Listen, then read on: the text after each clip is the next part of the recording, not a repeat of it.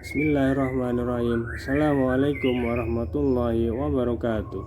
Kita masih belajar tentang panduan-panduan tajwid dalam membaca Al-Quran. Kemarin kita sudah mempelajari tentang hukum ikhfa, tentang kaidah dan cara bacanya, tentang rumusnya, dan beserta dengan contohnya. Kita juga sudah mempelajari tentang bab mim sukun. Kita sudah belajar tentang ikhfa syafawi, tentang kaidah dan cara bacanya, tentang rumusnya, beserta dengan contohnya. Kita juga sudah belajar tentang idgham mislain, tentang kaidah dan cara bacanya, tentang rumusnya, beserta dengan contoh-contohnya. Kita juga sudah belajar tentang izhar syafawi. Dan pada kesempatan terakhir kita sudah mempelajari tentang bab nun dan mim tasydid, tentang gunnah, tentang kaidah dan cara bacanya, tentang rumusnya beserta dengan contohnya. Dan pada kesempatan hari ini kita akan mempelajari tentang bab lafal jalalah.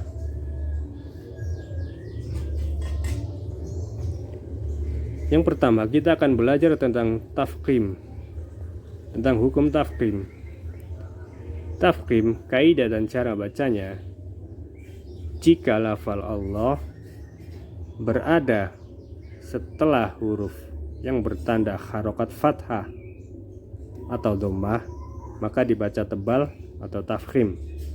Jika lafal Allah berada setelah huruf yang bertanda baca fathah atau dhammah, maka dibaca tebal.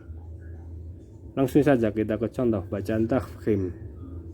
Contoh bacaan tafkhim yang pertama, kita baca wallahu wallahu.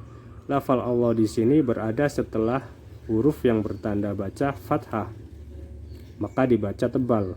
Wallahu wallahu wallahu. Contoh bacaan tafkhim yang kedua, liya'budullaha liya'budullaha. Lafal Allah di sini berada setelah huruf yang bertanda baca dhammah, maka dibaca tebal. Lafal Allah berada setelah huruf yang bertanda baca dhammah. Yang berikutnya tentang tarqiq. Tarqiq, kaidah dan cara bacanya: jika lafal Allah berada setelah huruf yang bertanda harokat kasroh, maka dibaca tipis atau tarqiq.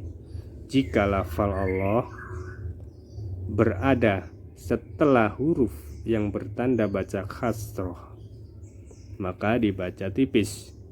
Langsung saja kita ke contoh cara membacanya.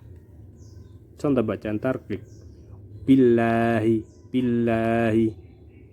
Lafal Allah di sini berada setelah huruf yang bertanda baca kasroh, maka dibaca tipis.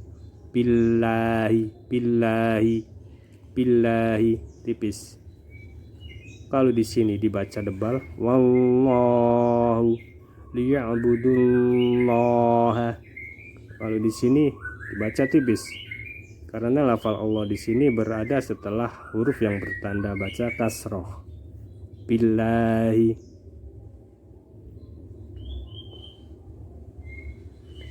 Kita ulangi sekali lagi agar lebih mudah untuk dipahami. Bab lafal jalalah. Nama hukum tafkhim. Tafkhim, kaidah dan cara bacanya: jika lafal Allah berada setelah huruf yang bertanda baca fathah atau dhammah, maka dibaca tebal atau tafkhim. Contoh bacaan tafkhim yang pertama, wallahu. Lafal Allah di sini berada setelah huruf yang bertanda baca fathah, maka dibaca tebal. Yang kedua, liya'budullaha.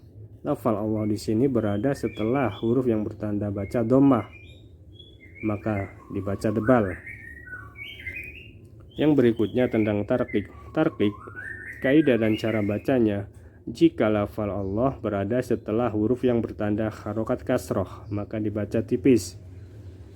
Jika lafal Allah berada setelah huruf yang bertanda baca kasroh, maka dibaca tipis. Contoh bacaan tarqiq, billahi, billahi. Lafal Allah di sini berada setelah huruf yang bertanda baca kasroh, maka dibaca tipis. Demikianlah pelajaran hari ini tentang bab lafal jalalah. Semoga bermanfaat. Assalamualaikum warahmatullahi wabarakatuh.